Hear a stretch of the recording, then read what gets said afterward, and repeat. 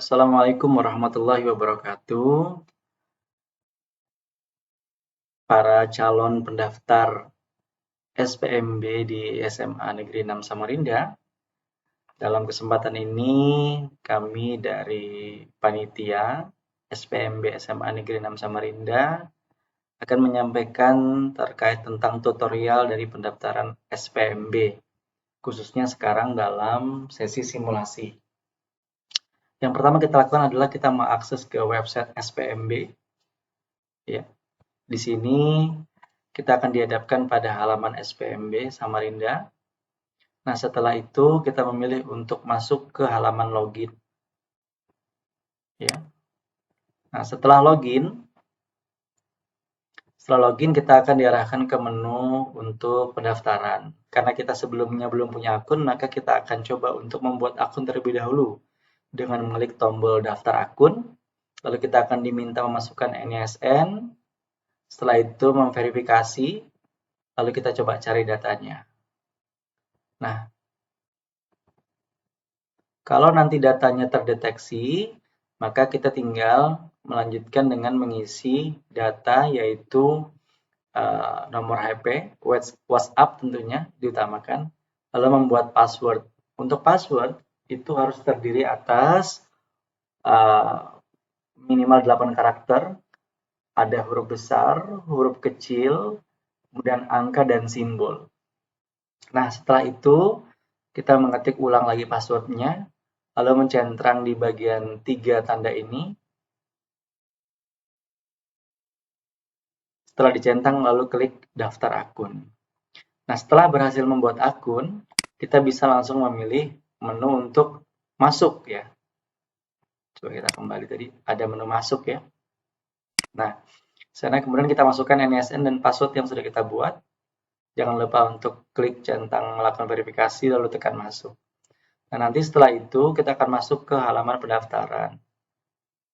Nah, ini kita nanti klik pendaftaran ya. Setelah itu kita memilih jenjang apa yang kita mau daftar. Kita pilih SMA, lalu tekan lanjut. Nah, kemudian kita akan dihadapkan pada 4 jalur yang ada. Untuk langkah pertama ini, kita akan membahas terkait jalur prestasi terlebih dahulu. Nah, begitu kita pilih jalur prestasi dan ketik lanjut, maka kita akan masuk ke halaman biodata. Untuk nama kita akan sudah terkunci di dalamnya. Nah, di sini kita akan melihat ada nama ibu kandung, silahkan diisi, jenis kelamin, agama, tempat lahir, dan tanggal lahir. Setelah itu pilih lanjut. Nah, kemudian masuk ke halaman berikutnya, domisili atau alamat. Di sini kita memasukkan nomor kartu keluarga, lalu tanggal terbit kartu keluarganya, isi provinsi, kota, kecamatan, kelurahan, lanjut, RT, serta di sini diminta mengetikkan alamat lengkapnya, jalan, kemudian gang misalnya, nomor rumah, kode pos, dan seterusnya. Nah, ingat, pada saat kita melakukan pendaftaran ini, posisi kita harus berada di rumah masing-masing. Ya, karena untuk penetapan titik GPS-nya itu pendaftarannya harus dilakukan di rumah ya. Di sini. Nah, dengan cara apa? Kita cukup klik ambil lokasi saat ini. Nah, nanti secara otomatis titik GPS-nya akan menentukan sendiri sesuai dengan posisi di mana kita mendaftar. Makanya sekali lagi saya sampaikan, pendaftaran ini harus dilakukan mandiri di rumah. Sehingga pada saat kita mengambil lokasi saat ini, langsung mendeteksi posisi rumah kita sendiri. Nah, setelah sudah diletakkan titiknya, silakan boleh dicek apakah sudah benar atau tidak. Bisa dengan cara memilih bagian satelit ya, agar bisa melihat bagian atap rumah. Nah, ini bisa di zoom, bisa di minimize, dikecilkan, zoom in atau zoom out. Ya. Setelah itu kita klik lanjut. Nah, bagian biodata, kemudian domisili, ini semua akan berlaku hal yang sama untuk semua jalur ya. Jadi ini sama semuanya. Saya akan menjelaskan ini hanya sekali saja di bagian ini. Setelah kita lanjut kepada pilih sekolah, di sini kita bisa memilih maksimal 5 sekolah. Ya, jadi tinggal dipilih, misalnya nih kita ambil contoh SMA Negeri 2. Jangan lupa setelah kita pilih, klik tombol tambahkan daftar pilihan supaya simpan nama sekolah yang kita pilih tersimpan. Lanjut, setelah itu kita masuk ke halaman selanjutnya akan ditampilkan secara otomatis nilai rapot. Nilai rapotnya sudah terkunci ya, jadi tidak bisa dirubah. Silakan dicek kembali. Setelah itu kita lanjut. Nah, di sini kita mulai mengupload dokumen. Nah, dokumen ini semuanya itu sama setiap jalurnya ya, baik afirmasi, prestasi, mutasi, domisili, itu sama semua. Jadi meliputi kartu keluarga. Jadi hanya bisa pakai kartu keluarga untuk pendaftaran ini, tidak bisa pakai surat keterangan domisili. Lalu akte kelahiran, yang di-scan juga yang asli semua berkasnya. Dan kami merekomendasikan aplikasi Cam Scanner ya, karena hasil scan-nya lebih bagus. Lalu SKL, ya. Setelah itu baru masuk ke nih surat keterangan rata nilai semester 1 sampai dengan 5. Jika ada atau dibuatkan sekolah, jika tidak ada bisa menggunakan scan nilai rapot semester 1 sampai dengan semester 5. Ya, itu yang memunculkan semua nilai rapotnya. Ya, jadi bukan termasuk nilai, jadi tidak perlu menyekan rapot tengah semester, tidak perlu menyekan rapot profil pelajaran Pancasila, jadi yang ada nilainya saja. Setelah itu kita download dulu template surat pernyataan keaslian berkas. Setelah dicetak, diisi, ditulis tangan, lalu kemudian diupload. Setelah itu kita lanjut. Setelah di-download, seperti inilah tampilan surat pernyataan keaslian berkasnya. Nah, ini dicetak, di-print, kemudian nanti ditulis tangan, diisi. Di sini pilihan sekolahnya. Ini hanya bisa pilih salah satu jenjang ya. Kalau SMA berarti nanti ditulis SMA saja. Kalau SMK, SMK saja. Maksimal 5, minimal 1. Nah, sekali lagi kami ingatkan, bagi siswa-siswa calon siswa yang ingin mendaftar di SMA 6, jika ingin punya peluang yang besar, maka pastikan memilih SMA Negeri 6 sebagai pilihan pertama. Sehingga nanti akan mendapatkan tambahan 50%. Sorry, 50. Tambahan nilai 50. Baik, kita lanjut. Nah, setelah semua diupload, kita klik lanjut. Nah, kita akan masuk, ini sekali lagi kita masih di jalur prestasi ya. Nah, di sini kita untuk memilih jalurnya. Nah, di sini ada pilihannya, kita buka, klik menunya akan muncul pilihan jalurnya. Kita akan bahas satu persatu, mulai dari yang pertama yaitu prestasi akademik. Nah, begitu kita pilih prestasi akademik, maka nanti kita akan dihadapkan pada pilihan ini. Di mana nilai TKA pun sudah otomatis muncul, rata-rata rapot totalnya sudah ada di sini. Lalu kita akan diminta mengupload sertifikat TKA. Jangan lupa klik simpan data utama. Ya. Nah, sekarang bagaimana kalau kita memilih jalur yang lain?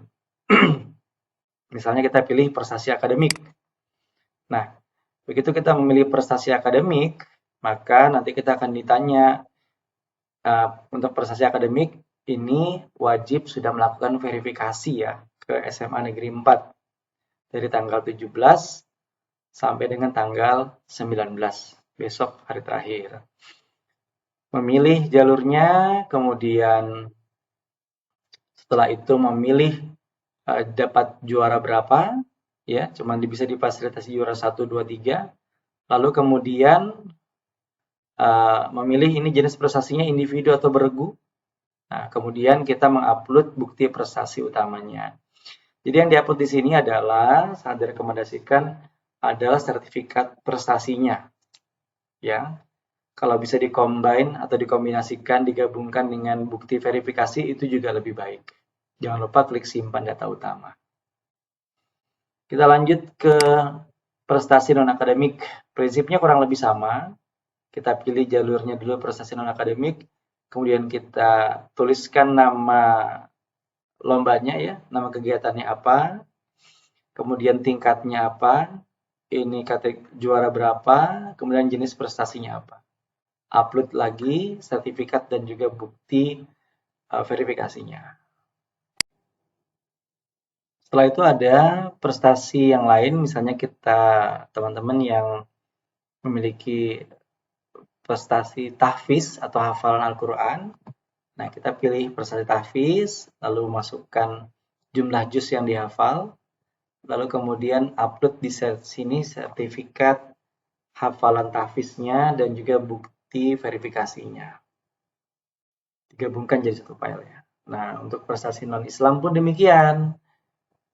Dipilih dulu, kemudian input nama kegiatannya apa, tingkatnya sama seperti tadi, juara berapa, lalu upload bukti prestasinya dan bukti verifikasinya. Dan yang terakhir, prestasi yang terakhir itu adalah prestasi organisasi yang difasilitasi di SPMB ini adalah OSIS dan Pramuka, khusus untuk bagi ketua yang menjabatnya, ya, OSIS atau Pramuka. Nah, lalu kemudian tuliskan di sini jabatannya sebagai ketua, lalu upload SK kepala sekolah yang memunculkan semua nama pengurus organisasinya, mulai dari ketua, wakil, sekretaris, anggota, dan semuanya. Nah, itu jadi yang diupload bukan nama perorangan, tapi SK-nya. Jangan lupa klik simpan data utama. Nah, ini adalah isi dari jalur prestasi. Ya, pilihan-pilihannya dan berkas-berkas yang diupload. Kita pindah ke jalur domisili prioritas. Nah, di jalur domisili prioritas, kita mundur ke tahap 2, ya. Di situ misalnya kita memilih jalur domisili prioritas, saat kita next, kita akan ditanya lagi tadi, yang alamat, menetapkan titik lokasi, kemudian mengupload berkas-berkas, seperti kartu keluarga, akta, dan sejenisnya itu sama semua. Nah, perbedaannya kalau domisili prioritas yang kita pilih berdasarkan kartu keluarga kita, maka nanti pilihannya cuma ada satu, yaitu SMA Negeri 6 Samarinda. Jadi tidak bisa memilih lebih daripada satu. Nah, sedangkan untuk berkas-berkas penunjang yang lainnya tidak ada. Semuanya sudah cukup berkas tadi saja, kartu keluarga, akta, SKL, rapot, dan surat pernyataan keaslian berkas. Tidak ada tambahan berkas yang lain yang diupload. Jadi silakan diselesaikan. Kemudian kita lanjut ke jalur afirmasi. Nah, di afirmasi, kita di awal di tahap 2 memilih jalur afirmasi, pengisian data yang lainnya sama. Nah, di sini kita bisa memilih 5 sekolah.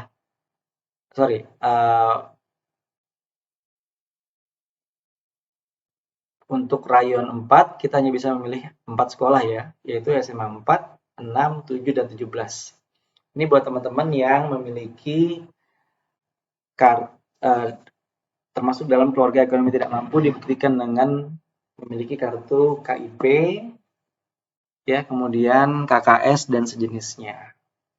Nah, ini hanya bisa memilih 4 sekolah ini saja. Nah, kemudian setelah memilih sekolah, kita masuk ke upload dokumennya. Nah, jalur afirmasi ini membuat 2 kategori ya, buat keluarga yang tidak mampu dan juga penyandang disabilitas. Nah, ini ada pilihannya. Nah, sekarang kita bahas satu persatu. Untuk yang ekonomi tidak mampu, maka yang diupload adalah kartu KIP. Nomornya jangan lupa dituliskan di sini juga. KIP, PKH, KKS, DTSN, ataupun DTKS. Diupload di sini, kemudian lanjut. Jika penyandang disabilitas, maka di sini dituliskan nomor kartu penyandang disabilitasnya, serta di sini diupload surat keterangan dokternya. Jadi di sini bisa nomor suratnya, kalau yang memiliki nomor surat saja bukan kartu, jadi nomor suratnya di sini dan di sini suratnya diupload. Kalau ada kartunya yang diupload. Ini untuk jalur afirmasi dan juga yang terdiri atas 2, yaitu keluarga ekonomi tidak mampu dan penyandang disabilitas. Sekarang kita masuk ke jalur berikutnya, yaitu jalur mutasi dan anak GTK. Nah, ketika kita memilih jalur mutasi, maka kita Setelah mengisi biodata, alamat, dan sejenisnya, kita akan mengupload dokumen tambahan selain kartu keluarga, akta, SKL, rapot, dan juga surat pernyataan keaslian berkas. Dokumen tambahan yang lainnya adalah, di sini ada 2 kategori. Jika anak kandung guru dan tenaga pendidikan di SMA Negeri 6 Samarinda ya. Jadi ini khusus buat anak-anak yang anak kandung dari baik guru maupun tata usaha di SMA Negeri 6 Samarinda. Maka di sini dituliskan nama orang tuanya, kemudian di sini nomor pokok sekolah nasionalnya, lalu mengupload surat SK penugasan orang tuanya sebagai guru di SMA Negeri 6 Samarinda.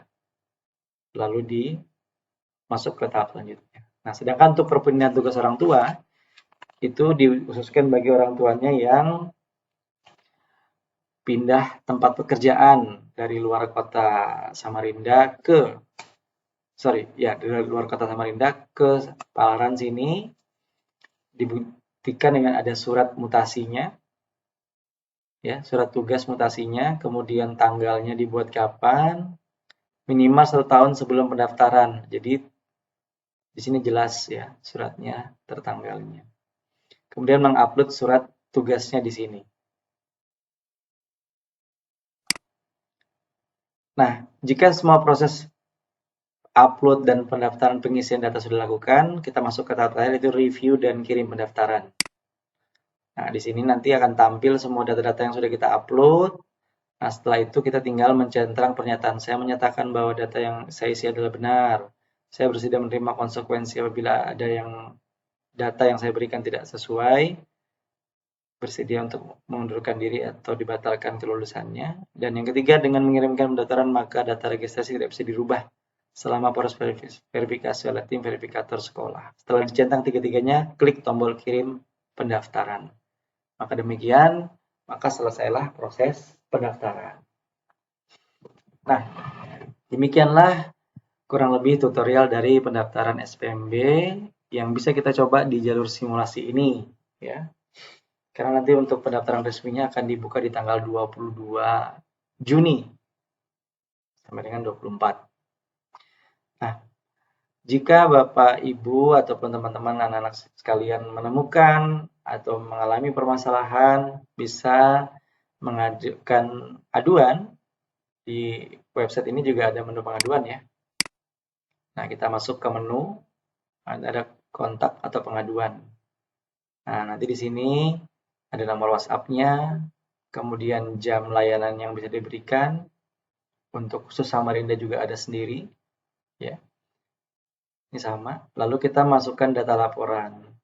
Masukkan NISN siswanya, kemudian nama lengkap, nomor WhatsApp-nya, jenis laporannya apa? Oh, misalnya NISN tidak ditemukan, NISN lama, tidak sesuai data, dan seterusnya. Setelah itu kemudian tuliskan alamatnya, wilayahnya mana, kelurahannya juga, lalu isi pengaduan. Nah, ceritakan di sini.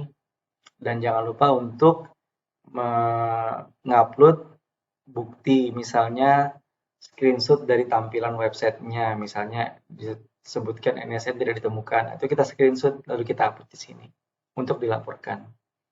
Nah, setelah itu verifikasi keamanan dan kirim pengaduan. Nah, nanti akan mendapatkan balasan atau jawaban dari pengaduan yang dilakukan.